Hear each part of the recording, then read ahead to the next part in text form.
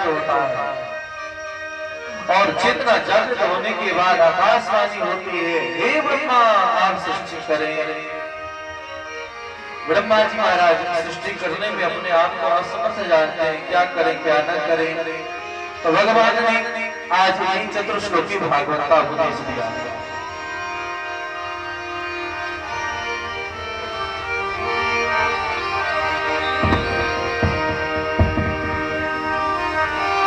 ब्रह्मा जी महाराज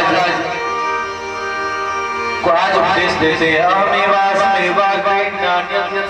परम। भगवान ने कहा इस श्लोक के भाव में कि पहले भी मैं था और आगे भी मैं ही रहूंगा, अभी भी मैं हूँ। पंच महाभूत का आपको मैं मटेरियल देता हूँ, इस मटेरियल को पा करके आप सृजन करें। ब्रह्मा जी महाराज ने बात को माना है और उन्होंने सृष्टि प्रारंभ करी है। चतुर्श्लोकी भागवत का उन्होंने नारद को उपदेश दिया और नारद जी महाराज उसी उपदेश को वेदव्यास जी को कहते हैं और उन्हीं वेदव्यास जी ने विस्तार करके अपने पुत्र श्री सुखदेव को अध्ययन कराया है। श्री सुखदेव जी महाराज कहते हैं कि परीक्षित जी वही कथा मैं आपको श्रवण कराऊंगा और कथा श्रवण करा रहे हैं। ब्रह्मा जी महाराज ने संसार में सृजन करने के लिए सर्वप्रथम 4 पुत्र को जन्म दिया। कितने को?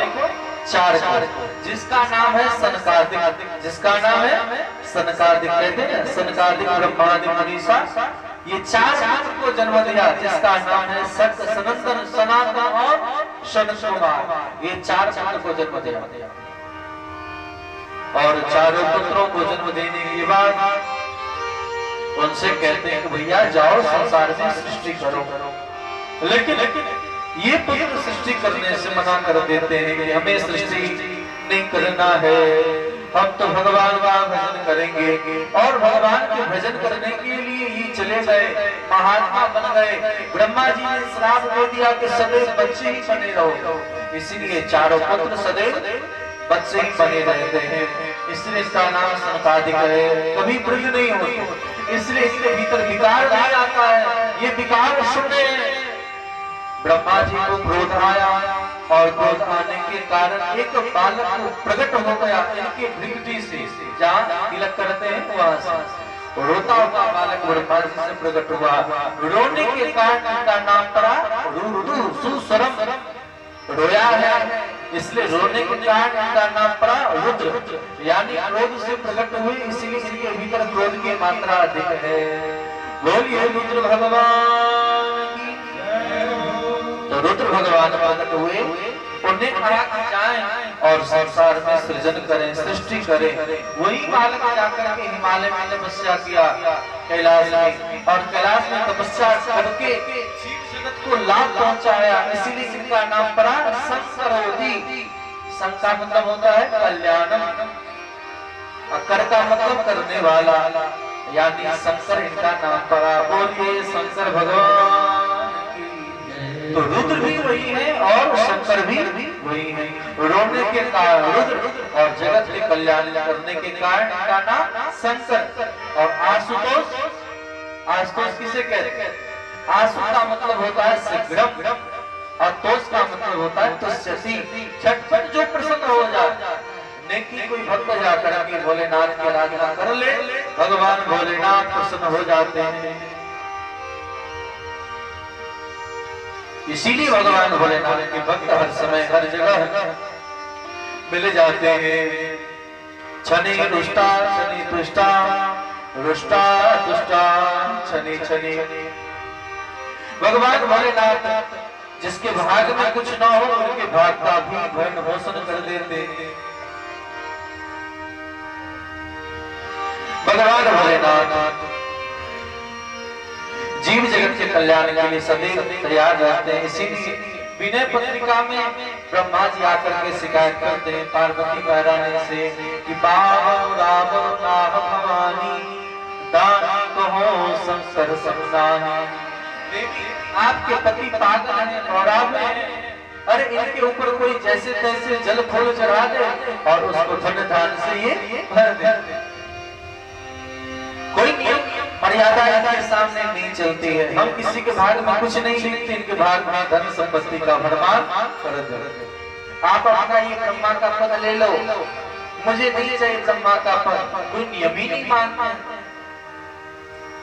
तो विनय पत्रिका में तुलसीदास जी महाराज ने इस प्रकार का पद गान किया है। ब्रह्मा जी महाराज ने देखा कि सृष्टि का विस्तार नहीं हो रहा है, तो एक एक करके 9 पुरुष को प्रकट किया, जिसमें है वशिष्ठ, जिसमें है पुलस्त्य, जिसमें पुलह, जिसमें है मरीचि आदि ऋषियों को उन्होंने प्रकट किया। इस 9 पुत्र में नारद जी, 9 पुत्र में दक्ष प्रजापति, इन सबको प्रकट किया है। लेकिन इन सबसे भी जब सृष्टि का अधिक विस्तार नहीं हुआ, तो ब्रह्मा जी ने अपने आदि शरीर से एक स्त्री को और आदि शरीर से एक पुरुष को प्रकट किया, बनाया, जिसका नाम पड़ा मनु और शत्रुपा। क्या नाम पड़ा? मनु और शत्रुपा। क्रम से देखते, मनु और शत्रुपा से कहा कि आप दोनों मिलकर के संसार में सृजन करो।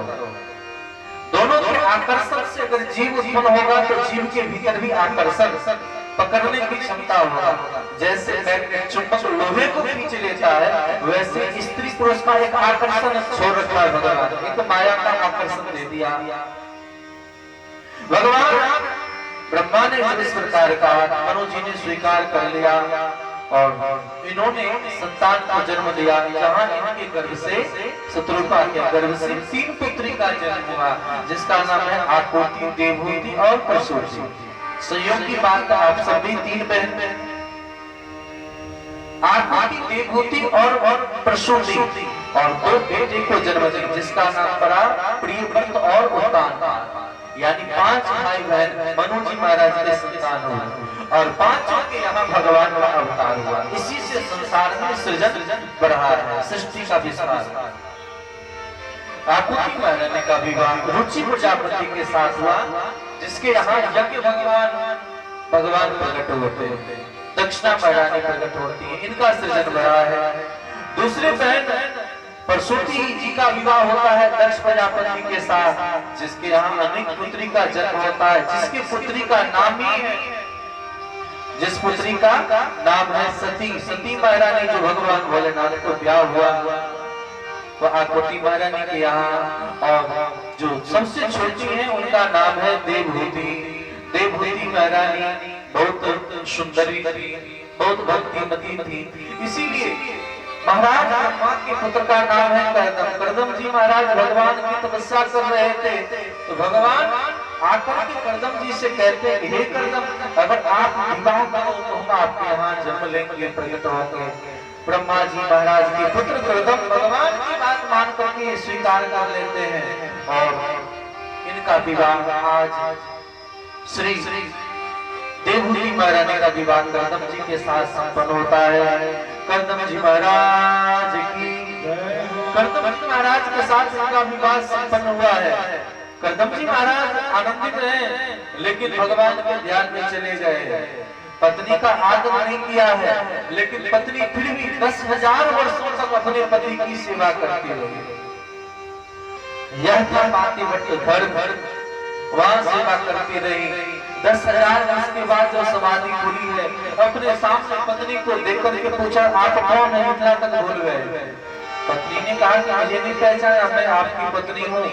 तब याद आया कि देवी तुम्हारे साथ बहुत बड़ा गलती हुआ, मांगो क्या वरदान मांगती हो, हम तुम्हारी क्या इच्छा पूरी कर सकते।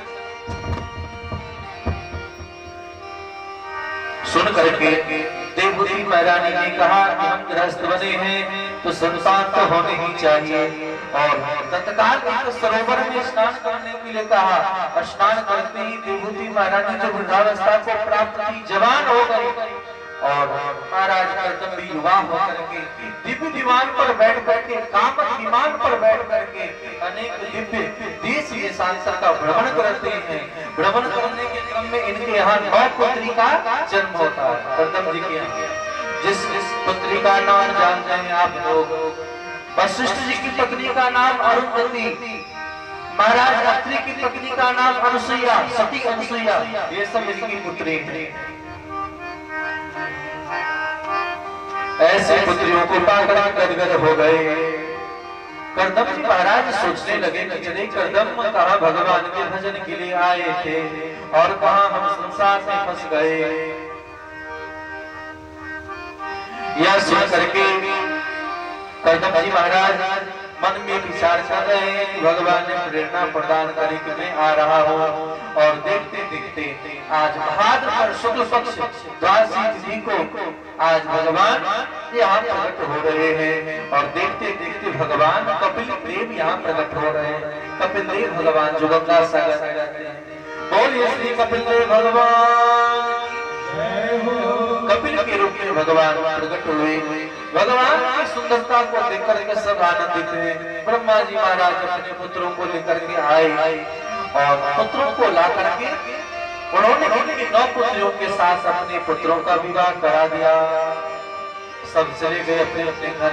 घर में भगवान है, फिर भी करदम जी महाराज घर में रहने के बाद भगवान के रहने के बावजूद जाकर तपस्या करते हैं।